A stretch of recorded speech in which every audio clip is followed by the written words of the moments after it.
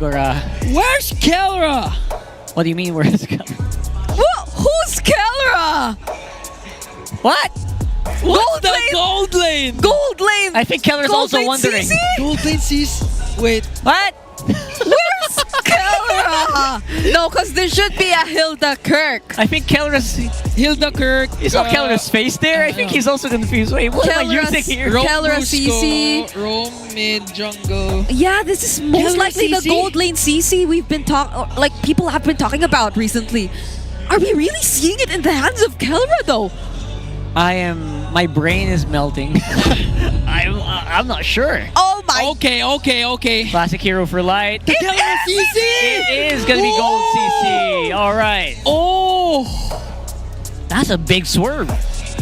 I wonder if Aurora saw that coming. No, I'm pretty sure no one did. We all got blindsided. Wow, That's crazy. That's the theme of the day. Where's Kelra? Where's Kelra? Where's Kelra? Yeah, be it on the Moskov or on the CC, what can we expect from this guy? If he still gets to do some plays like stealing the Lord with the CC, I don't know anymore. That's gonna be impossible almost, but you never know. You never know. We never know when it comes to Kelra.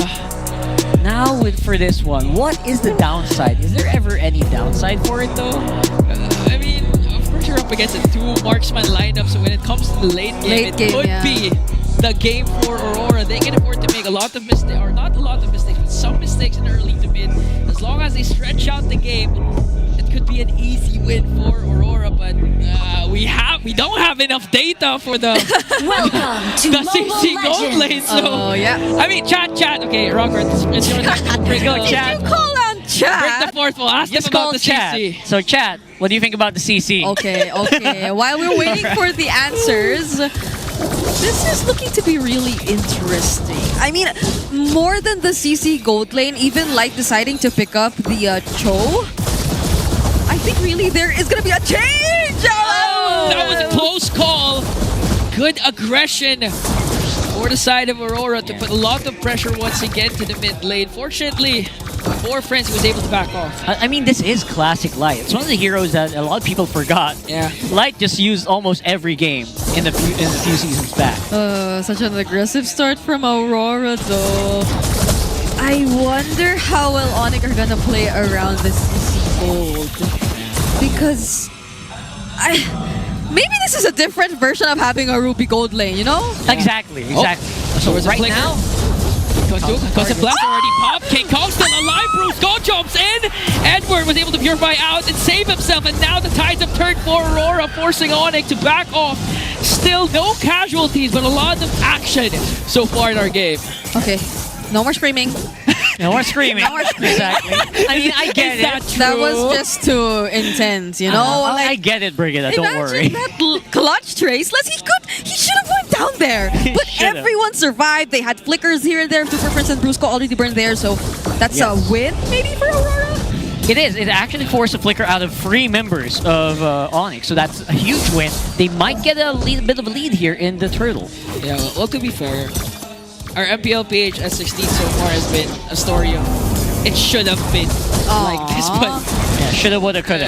it should have, The what could have, ifs. but a lot has been changing so far. And now, the spot where Light is, Brusco jumps in as well as Edward. It's gonna be for the side of Demon Kite to get the turtle, plus gets 2 kills. Aurora finally finding their footing. It's looking to be primetime Saturday for MLBB so far, the way it's looking right now. Aurora getting a really good start in this game, although we aren't able to see much yet, especially from this surprise CC gold lane pickup from Onic. Maybe you could say that they're still waiting for the time to be right. Very again. familiar from their previous game. Very familiar. I see what you mean, and I'm also seeing the resemblance from the Ruby Gold lane. That we have actually seen Kelra play in like a few games in MBL Philippines Season 15 as well. Yeah. In a way, the crowd control is there. The damage and the overall sustain is there.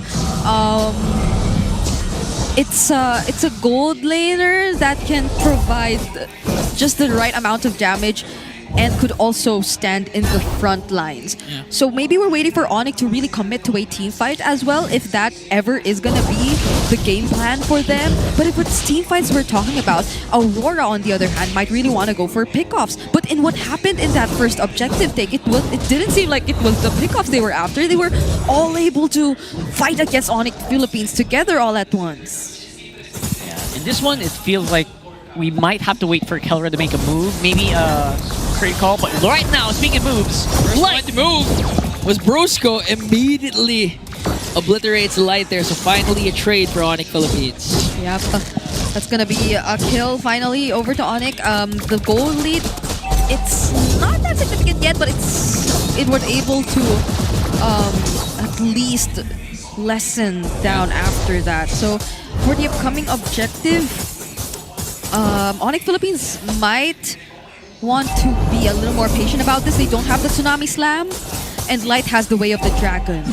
So there could be more setups from Aurora, and it seems like that's why they're being very aggressive about this. Edward stuck in the middle, but was able to dash out. Now Kirk went for a Yue, so can't reach him as Demon Kite will secure the turtle once again. There's the jump coming in from Onic Philippines. Whoa. And they were able to take down Demon Kite. SOD is going to connect once again. 3 bodies of Onic finally falling down. A double kill coming in from Edward, and Yue also joins the party, and just King Kong left to fend for himself. and very similar to game number 1 here. Aurora making very good decisions even after Onic has made a play. They actually will be the one to secure that turtle as well. Turtle number 2 is on Aurora. And the plays that Onic tend to go for seem like they have to have this certain structure or template to it.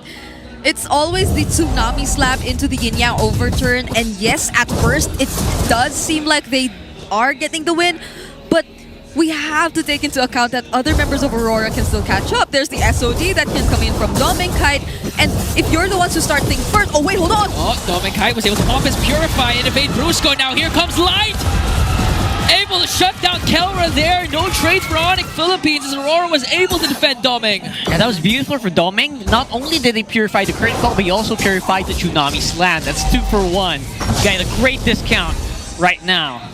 Yeah, so going back, Onic, we did say that they might want to be a bit more patient in terms of that fight, but they were the ones who started things first, and when they were already able to commit majority of their important resources, then there's nothing else holding Aurora back from just coming in the fight. They had all their resources still intact. Their HP could best come back now and then, because this is a Uranus we're talking about. They have that sustain. The Tro can also generate some shields every now and then to keep himself safe, and the iframes that you can also have through Demon Kite, but Onic still wants to fight! Oh, beautiful Thorn Rose! But still, Brusco was able to take a Demon Kite. Ouch. That was a skill they were willing to take. Now SOD's gonna connect. Here comes Doming Kite. There's a stun coming in from Kirk. There's a kick coming in from Light. And they were able to take down 2 for the side of Aurora. Super Prince caught in the mix once again. Kirk wants to back off. That's gonna be a 2-for-1 trade. Brusco in exchange of the Kite brothers. Such crucial umbrella placement! I know, and we're seeing how it's utilized here, right? Whenever someone chases Kirk, Yeah. you're going to have to keep your eyes open, because that umbrella could come out of nowhere. Yeah, and there's always a way for Super Prince to get out of danger. So that's another thing. Even if Onic seem like they're really playing this so aggressive despite the lead that's in Aurora's hands, it's not that they're losing out big time. They're still able to find some trades every now and then, but Edward, that's boy. a problem. This is the growing problem here for Onic, but at the same time, you guys know, the moment you get like anti-heal, There's the pull once again from Brusco, but Edward was able to out-sustain it.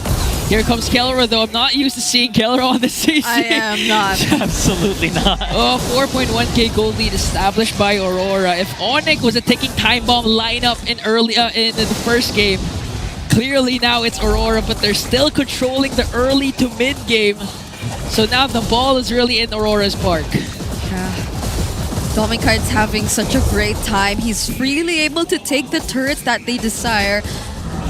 And imagine this is all on the back of just Edward really standing in front of the members of Onic. Not entirely. Yes. Light doing those flashy flicker way of the dragon setups just yet. And again, he can do that right now, but at the same time, later on, once the anti-heal, once the glowing wands get online, once the sea halberds get activated, that's the time that, you know, Uranus's usually have a problem. So we're gonna wait, see for that, if that arrives with it. Right now, it's 8 minutes and 30 seconds in the game. It's still 5.3k gold lead for Aurora. So Onic is not quite out of it just yet, but the map is shrinking for them. This is looking a bit too familiar to game 1 though. So now But the Aurora, difference is Kelra doesn't have a yes, that too. He doesn't have the Moscow. So the late game is, I guess, still a bit more favorable for Aurora, but ultimately execution could still matter in how these next team fights are gonna turn out. But Domenkai, I guess as long as Doming doesn't get caught. Okay. Nice cancel there. Maybe accidental, maybe not. He knows Super Prince. He kind of knows. There's a flee. There's the kick from Light. He was able to flicker out. Here comes the traction pulse. Gonna get sucked in and fall in hands of Yue. Kirk has to back off.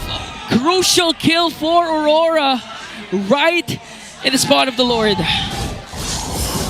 Super Prince did all that he can just to escape that. The flickers, the placements of the umbrella.